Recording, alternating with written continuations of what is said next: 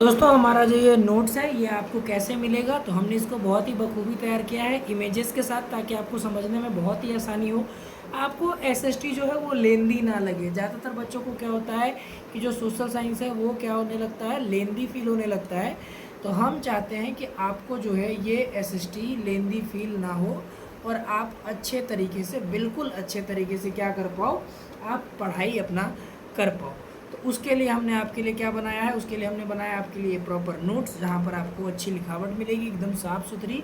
और दूसरी चीज़ कि आपको सारे इमेजेस के रूप में मिलेंगे। किस रूप में मिलेंगे? इमेज के रूप में मिलेंगे। जैसे अभी यहाँ पर हमने देखा है, क्या है ये है सत्ता में साझेदारी। जब आपदेही होती है, जनता सर्वोपरि होती है, स्वतंत्र और निष्पक्ष होता है क्या इसके अंदर जो काम होता है वो कैसा होता है, स्वतंत्र और निष्पक्ष रूप से किया जाता है। ये सारी चीज़ें आप यहाँ पर आप देख सकते हो। चलिए हम आगे आप बात करते हैं। सबसे पहला पॉइंट है हमारा कि यहाँ पर जनता सर्वोपरि होता है। क्या होता है? जनता, हमारी जनता जो होती है वो सर्वोपरि होती है। ठीक है, पहला पॉइंट, सबसे पहला पॉइंट आपको क्या पढ़ना है कि जनता सर्वोपरि होती है। चलिए आइए थोड़ा सा इसको हम अंडरलाइन करने का प्रयास करते हैं। ठीक है, चलिए जनता क्या होती है? जनता सर्वोपरि होती है। सत्ता का जो अंतिम निर्णय है वो कौन लेता है? सत्ता का अंतिम निर्णय जनता लेती है। कौन लेता है? तो सत्ता का अंतिम निर्णय भैया जनता लेती है। कौन लेती है? जनता लेती है। स्वतंत्र एवं निष्पक्ष चुनाव, कैसा चुनाव होता है? तो भैया स्वतंत्र एवं निष्पक्ष चुनाव होता है। सरकार का चुनाव स्वतंत्र और निष्पक्ष रूप से किया जाता है। जनता उसमें अपना भाग लेती है और जनता अपने हिसाब से अपने प्रतिनिधि को वोट करती है। कानून का शासन होता है। सभी नागरिक कानून के सामने समान होते हैं। अब वो नागरिक कोई भी हो, अब वो क्या हो, नागरिक कोई भी हो, चाहे वो अमीर आदमी हो चाहे वो गरीब आदमी हो, कानून की नज़र में क्या है, वो कानून की नज़र में एक समान है। अगला होता है नागरिकों का अधिकार। नागरिकों को कुछ अधिकार होते हैं। प्रत्येक नागरिक को क्या मिलता है? तो दोस्तों मौलिक अधिकार प्राप्त होता है हर एक नागरिक को। आपको भी अधिकार प्राप्त है। हम आगे चैप्टर में डिस्कस करेंगे मौलिक अधिकार में क्या होता है। तो मौलिक अधिकार में होता है right to speech, right to travel, right to leave. ये सारी चीज़ें क्या है? जीने का अधिकार, जीवन जीने का अधिकार, रहने का अधिकार, देश में कहीं भी घूमने का अधिकार, कुछ बोलने का अधिकार, सभा करने का अधिकार। ये सारी चीज़ों का अधिकार आपको कौन देती है? ये सारी चीज़ों का अधिकार आपको सरकार देती है। कौन देती है?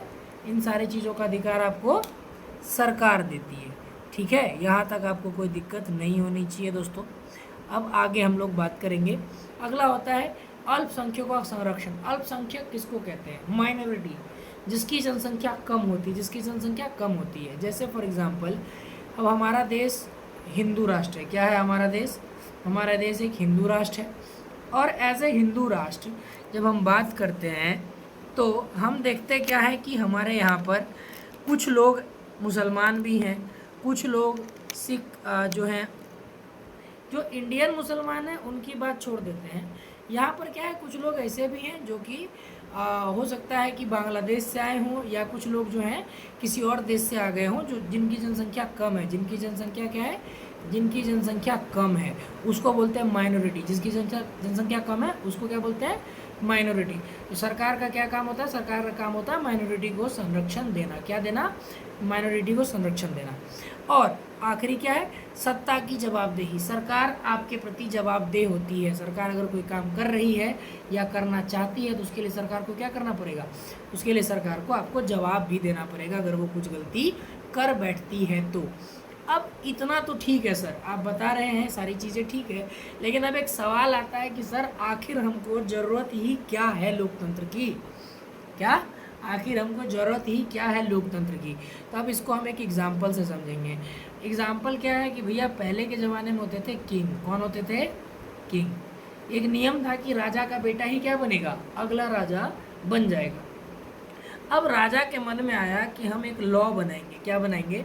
एक कानून बनाएंगे। और इस कानून में राजा ने कहा कि हम बिना किसी बात के भी किसी को क्या कर सकते हैं? फांसी दे सकते हैं। क्या दे देंगे? बिना किसी बात के भी हम किसी को फांसी दे सकते हैं। तो क्या आप राजा के खिलाफ जाओगे?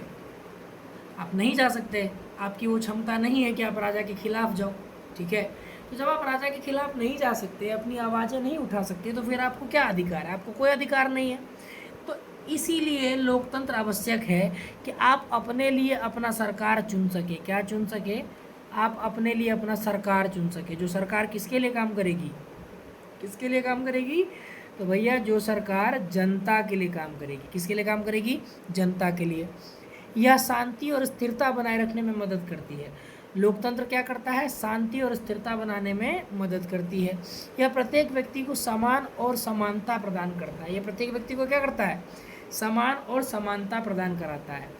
अभी आपको हिस्ट्री में एक चैप्टर हमने पढ़ाया है यूरोप में राष्ट्रवाद। अब यूरोप में राष्ट्रवाद में 3 वर्ग बताए मैंने समाज के। क्या बताया आपको? मैंने आपको समाज के कितने वर्ग बताए? 3। एक था पादरी वर्ग, एक था भैया कुलीन वर्ग, और एक था भैया क्या? तो सामान्य वर्ग। क्या सारे वर्ग सेम थे? क्या सबों को सेम अधिकार था? नहीं, सबों को सेम अधिकार नहीं था। क्यों? क्योंकि वहाँ लोकतंत्र नहीं था। वहाँ पर क्या था? वहाँ पर था राजतंत्र। भैया राजा को जो मन करेगा राजा वो काम कर देगा। राजतंत्र का मतलब क्या? राजा को जो मन करेगा राजा वो काम कर देगा। ठीक है। तो लोकतंत्र कहता है कि भैया ना यहाँ पर कोई पादरी वर्ग है, ना कोई कुलीन वर्ग होगा, ना कोई सामान्य वर्ग होगा। इनफैक्ट सभी लोग किस कैटेगरी में आएंगे? सामान्य में ही आएंगे। चाहे वो पादरी हो, चाहे वो कुलीन हो, सब क्या है? कानून की नज़र में एक समान है, किसी में कोई डिफरेंस नहीं है। लोकतंत्र लोगों को जागरूक, शिक्षित और जिम्मेदार बनाता है। लोकतंत्र हमें यह भी अधिकार देता है कि हम अपने जो हमारे जो नेता हैं उनके प्रति क्या हों? जागरूक हों। जैसे फॉर एग्जांपल आपको जानना है कि आपका प्रधानमंत्री कितना पढ़ा लिखा है या आपका चीफ मिनिस्टर कितना पढ़ा लिखा है, तो आप इस चीज़ के लिए RTI लगा सकते हो। क्या लगा सकते हो? RTI, right to information act. क्या है ये? Right to information. ये एक्ट सरकार आपको देती है। इसमें सरकार आपको आपके सवालों का क्या देती है? सवालों का जवाब देती है। क्या देती है? सवालों का जवाब देती है। तो आप इससे जागरूक होते हो। लोकतंत्र समाज में भाईचारा और सहयोग की भावना को बढ़ाता है। ये तो हमको नहीं लगता कि आपको समझाने का ज़रूरत है कि भाईचारा और सहयोग का मतलब क्या होता है। लोकतंत्र को याद कैसे रखेंगे?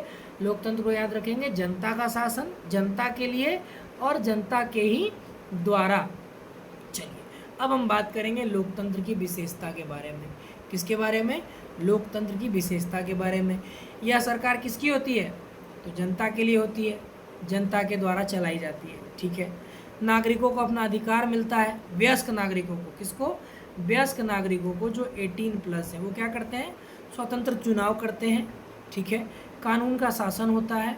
विचार और अभिव्यक्ति की स्वतंत्रता आपको मिलती है। और सारे नागरिक कैसे हैं? तो सारे नागरिक एक समान है। ठीक है। शासन कानून के अनुसार चलेगा, कानून के अनुसार चलेगा। अब इंडिया में 3 तरह की चीज़ें हैं। एक है लेजिस्लेचर। क्या है? एक है लेजिस्लेचर, जिसका काम है कानून को बनाना। क्या है? एक कानून को बनाएगी। दूसरा है एग्जीक्यूटिव, ये कानून को लागू करेगी। और एक होता है जुडिशरी, जो कानून का पालन आपसे करवाएगी। तो सत्ता किसके थ्रू चलेगी? कानून के थ्रू चलेगी। नागरिक स्वतंत्र हैं अपने विचार को अभिव्यक्त करने के लिए। नागरिक क्या है? स्वतंत्र है अपने विचार को अभिव्यक्त करने के लिए। देखते हो ना आजकल कोई भी आदमी सोशल मीडिया पर आता है और वो किसी के बारे में कोई भी ज्ञान दे करके चला जाता है। अगर व्हाट्सएप यूनिवर्सिटी से आप ज़्यादा ज्ञान लेकर के आ गए हैं तो वो क्या करता है? किसी के बारे में कुछ भी बोल करके चला जाता है।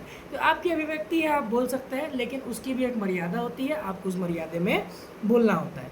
चुनाव नियमित और स्वतंत्र रूप से कराए जाते हैं। इंडिया में हर 5 साल पर चुनाव होता है। कितने साल पर चुनाव होता है भाई? तो 5 साल पर। ये नियमित है और ये क्या होता है? साफ़ सुथरे तरीके से कराया जाता है। कैसे कराया जाता है? नियमित होता है और साफ़ सुथरे तरीके से कराया जाता है। उम्मीद करते हैं आपको यहाँ तक समझ में आ रहा होगा। आपको यहाँ तक समझ में आ रहा होगा।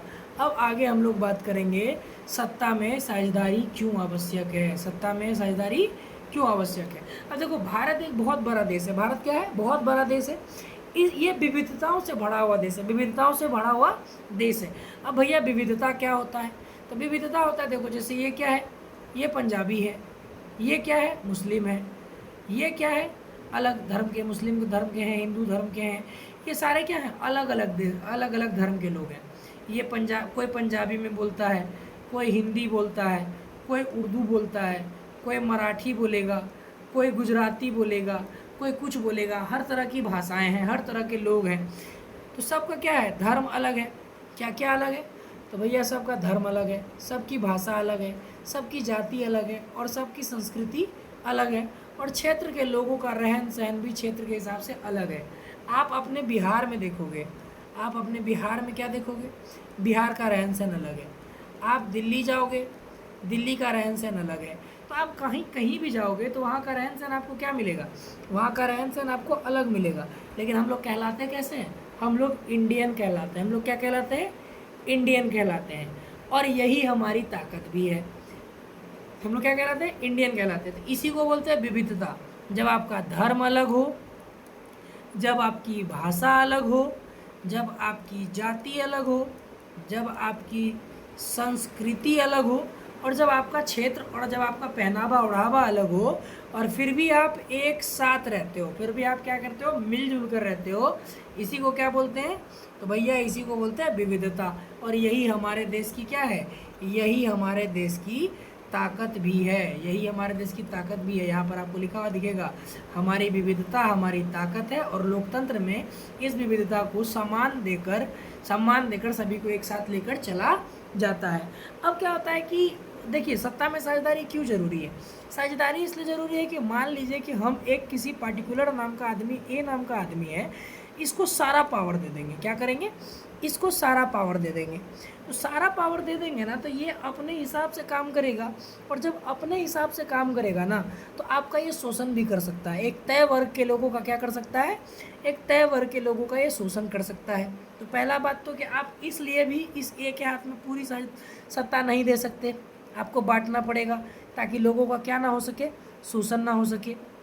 ठीक है, तो समूह क्या होता है, सभी समूह और क्षेत्रों को अवसर दिया जाता है। सभी समूह और क्षेत्रों को क्या दिया जाता है, अवसर दिया जाता है। हर क्षेत्र में पावर बांटी जाती है, और ये सुनिश्चित किया जाता है कि आप सब का जो विकास है ना, सबकी भागीदारी के साथ हो, और देश में शांति और एकता बनी रहे। देश में क्या बनी रहे, शांति और एकता बनी रहे। इसको एक लाइन में समझने का प्रयास आप लोग करिए। हो सकता है बहुत बच्चों को ये पूरा डिफिनेशन के माध्यम से ना समझ में आया हो, तो आप इसको एक लाइन में समझने का प्रयास कीजिए कि फॉर एग्ज़ाम्पल कि एक ये मेरा घर है। क्या है ये एक मेरा घर है, और इस घर में हम एक अकेला मुखिया हैं। मेरा नाम है गौतम, और हम इस घर में क्या हैं, हम इस घर के हेड हैं, लीडर हैं। पूरी पावर इस घर की मेरे हाथ में। क्या है, पूरी पावर इस घर की मेरे हाथ में, कि पैसों का पावर, बाहर आने जाने का पावर, हर चीज़ किसके हाथ में, मेरे हाथ में। डिसीजन लेने का मेरे हाथ में है। तो अब हम क्या करेंगे, अब इस घर में रह रहे हैं, मान लेते हैं टोटल कितने लोग, 10 लोग। अब 10 में से 4 लोग मेरे फेवरेट हैं। क्या हैं, 4 मेरे फेवरेट हैं। इन चारों ने मुझसे मांगा कि भैया हमको 10,000 रुपया दे दो। हम इन चारों को मना करेंगे, नहीं करेंगे। भैया हम इसको 10,000 दे देंगे, पूछेंगे भी नहीं कि क्यों चाहिए, नहीं चाहिए। और बाकी लोगों को हम हकाल देंगे। इन चारों को हम कोई काम नहीं करने देते, ये चारों रईस की तरह बैठ करके खाते हैं, और बाकी लोगों को हम क्या कर रहे हैं, गधों की तरह खटा रहे हैं। तो 4 लोग तो मौज कर रहे हैं, बाकी 6 लोग का क्या हो रहा है, तो भैया बाकी 6 लोग का हो रहा है शोषण। तो ये शोषण उन 6 का भी नहीं हो, इसलिए ज़रूरी है सत्ता में साझेदारी होना। कोई एक आदमी मालिक नहीं हो सकता।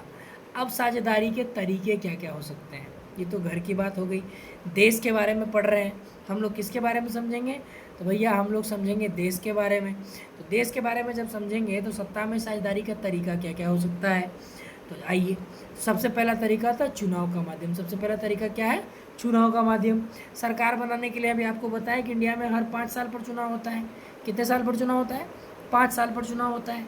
सभी 18 वर्ष से ऊपर के लोग क्या करते हैं, वोटिंग करते हैं। इनको वोट देने का अधिकार होता है, और वोट दे करके ये क्या चुनते हैं, वोट दे करके ये अपना प्रतिनिधि चुनते हैं। क्या चुनते हैं भैया, ये अपना प्रतिनिधि चुनते हैं। क्या चुनते हैं, ये अपना प्रतिनिधि चुनते हैं। प्रतिनिधि माने ये अपना नेता चुनते हैं। चलिए ठीक है, इससे सत्ता में बदलाव संभव होता है। इससे सत्ता में क्या संभव है, तो भैया इससे सत्ता में बदलाव संभव है। एक बात दूसरा चीज़, सरकार के विभिन्न अंगों में शक्तियों का बंटवारा। सरकार के विभिन्न अंगों में शक्तियों का बंटवारा। अभी आपको बताया ना, लेजिस्लेचर का मतलब होता है विधायिका। लेजिस्लेचर का विधायिका। सबसे पहले समझिए सरकार के 3 प्रमुख अंग हैं, ठीक है। सरकार के 3 प्रमुख अंग हैं, उसमें से पहली अंग है विधायिका, दूसरी अंग है कार्यपालिका और तीसरी अंग है न्यायपालिका। सरकार के कितने अंग हैं? 3 अंग। पहली अंग विधायिका, दूसरी अंग कार्यपालिका और तीसरी अंग न्यायपालिका। अब तीनों में शक्तियों का बंटवारा अलग अलग किया गया है, तीनों में शक्तियों का बंटवारा अलग अलग किया गया है। विधायिका का काम है कानून को बनाना, विधायिका का क्या काम है? कानून को बनाना। कार्यपालिका का काम है उस लॉ को लागू करना, कार्यपालिका का काम है उस लॉ को लागू करना। और न्यायपालिका का काम है उस लॉ को संचालित करना, चलाना, देखना कि वो सही से काम करती भी है या नहीं करती है। फॉर एग्जाम्पल विधायिका ने कहा कि 18 साल से ऊपर के सभी लोग क्या देंगे? वोट देंगे, इसने एक लॉ बना दी, ठीक है। तो कार्यपालिका ने कहा कि ओके, मैं इसको पूरे देश में इम्प्लीमेंट करूँगा, मैं इसको क्या करूँगा? पूरे देश में भैया लागू कर दूंगा, ठीक है। तो न्यायपालिका बोलेगा कि मैं इंश्योर करूँगा कि 18 साल से कम के लोग क्या ना कर सके? वोटिंग ना कर सके। तो ये होता है, 3 अंग हैं सरकार के और तीनों अंग के अलग अलग ये काम है, ठीक है। ये तो गया चुनाव की बात और ये हो गई सरकार के अंग की बात। अब सरकार को भी तो बंटवारा चाहिए, अब एक आदमी तो पूरे देश का काम संभालेगा नहीं, तो आपकी सरकार को भी क्या चाहिए? बंटवारा चाहिए। तो सरकार की शक्तियों का भी विभाजन किया गया है। तो हमारे यहाँ पर 2 तरह की सरकार चलती है। क्या चलती है? 2 तरह की सरकार चलती है भैया। पहला होता है हमारा केंद्र सरकार, केंद्र सरकार, इसमें आपके प्रधानमंत्री आते हैं, इसमें आपके प्रेसिडेंट आते हैं, ठीक है। और एक होता है हमारा राज्य सरकार, जिस स्टेट में हम रहते हैं वहाँ की सरकार, हमारे सीएम आते हैं, हमारे गवर्नर साहब आते हैं, ठीक है। ये हो गया बंटवारा, एक आदमी देश चलाएगा, दूसरा आदमी अपने स्टेट को चलाएगा। ये हो गई सत्ता में साझेदारी। तो आप यहाँ पर समझ रहे हो कि 3 तरीक़ों से साझेदारी होती है। पहला चुनाव के माध्यम से, जहाँ आप वोट देते हो, वोट दे करके अपना नेता चुनते हो, वही नेता आगे चल करके विधायिका, कार्यपालिका और न्यायपालिका सरकार के 3 अंगों में मिल करके काम करते हैं। तीनों अंगों का काम है, विधायिका कानून बनाएगी, कार्यपालिका कानून को लागू करेगी, न्यायपालिका कानून को चलाएगी। सरकार भी 2 भागों में बंट करके काम करती है, अपनी शक्तियों को बांट कर काम करती है। एक आपका केंद्र सरकार और एक आपका होता है राज्य सरकार, ठीक है। अब इसको याद रखने की ट्रिक क्या है? चुनाव अधिकारों की गारंटी, शक्ति का बंटवारा, विविधता का सम्मान, यही है लोकतंत्र की धारा। ये आप याद कर सकते हो। मुख्य बात कि लोकतंत्र में सत्ता की साझेदारी से सभी लोगों को भाग लेने का अवसर मिलता है और देश क्या होता है? देश मजबूत होता है। देश क्या होता है? मजबूत होता है। चलिए अब आगे चलते हैं। अब सत्ता में भैया हम साझेदारी करा दिए, हम क्या करा दिए? सत्ता में हम साझेदारी करा दिए। तो अब सत्ता में जब हम साझेदारी कराएंगे तो इस साझेदारी का कुछ लाभ भी तो होगा, हाँ, लाभ होगा।